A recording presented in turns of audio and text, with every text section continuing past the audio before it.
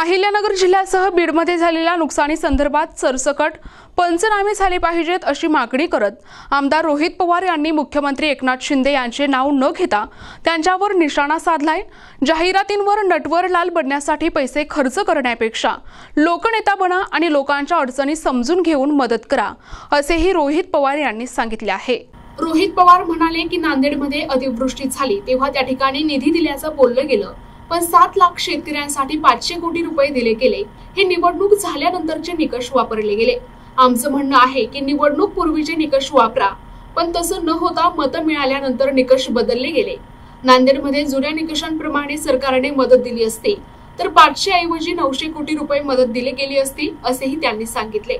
ते पुढे म्हणाले, शेतकऱ्याला 50,000 रुपये प्रति हेक्टर प्रमाणे मदत मिळाली पाहिजे, पण तसं होत नाही। जाहिरातींवर नटवरलाल बनण्यासाठी पैसे खर्च करण्यापेक्षा लोकनेता बना आणि लोकांच्या अडचणी समजून घेऊन त्या खऱ्या अर्थाने सोडवा, अशा नेत्यांना आमच्या या मागण्या असल्याचे रोहित पवार यांनी सांगितले आहे। कर्जत, जामखेड बरोबर अहिल्यानगरमध्ये असणारे अनेक तालुके, शेजारचा बीडचा जिल्हा, त्याच्याच बरोबर आपण जर बघितलं तर मराठवाडा, खानदेश, विदर्भ, काय पश्चिम महाराष्ट्रातला भाग गेल्या 3 दिवसांमध्ये मोठ्या प्रमाणात इथं पाऊस झालेला आहे। सरसकट तिथं पंचनामे होणं हे अपेक्षित आहे। आमची ती मागणी आहे, शेतकऱ्याची ती मागणी आहे। नांदेडमध्ये काही महिन्यांपूर्वी जी काय अतिवृष्टी झाली त्याच्याबद्दल त्यांनी निधी दिला असं आपल्याला बघायला मिळतं। किती निधी दिला अख्ख्या नांदेड जिल्ह्यासाठी? 7 लाख शेतकऱ्यासाठी 500 कोटी रुपये दिले। म्हणजे कुठले निकष वापरले? इलेक्शन नंतरचे निकष वापरले। आमचं म्हणणे इलेक्शन आधीचे निकष वापरा। त्याच्यामध्ये समजा जिरायत बाग असेल तर 13,500 रुपये, बागायत असेल तर 22,000 रुपये। पण आत्ताचे जे निकष आहेत, जे इलेक्शन झालं म्हणजे मतं मिळवल्यानंतरचे निकष जे आहेत, जे बदलले, त्याच्यामध्ये कुठेतरी 8,000 रुपये हे जिरायत भागासाठी आणि 13,000 का 15,000 रुपये हे बागायती भागासाठी।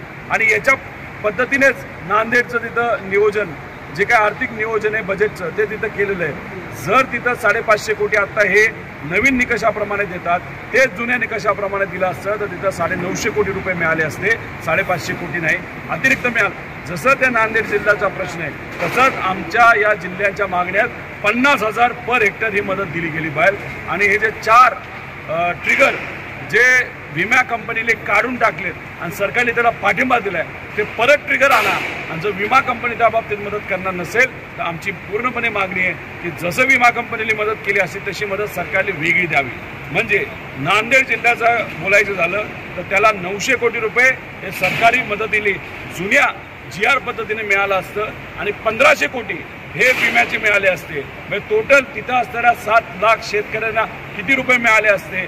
तर कुठेतरी 2600 कोटी मिळाले असते, जे आज 500 कोटीवर त्यांना समाधान मानावं लागतंय। तसंच अहिल्यानगर आहे, तसंच आमचा मतदारसंघ आहे, तसंच महाराष्ट्र आहे।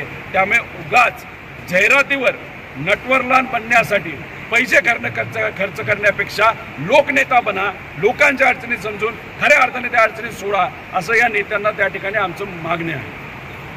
NTV news Marathi, Ahilyanagar.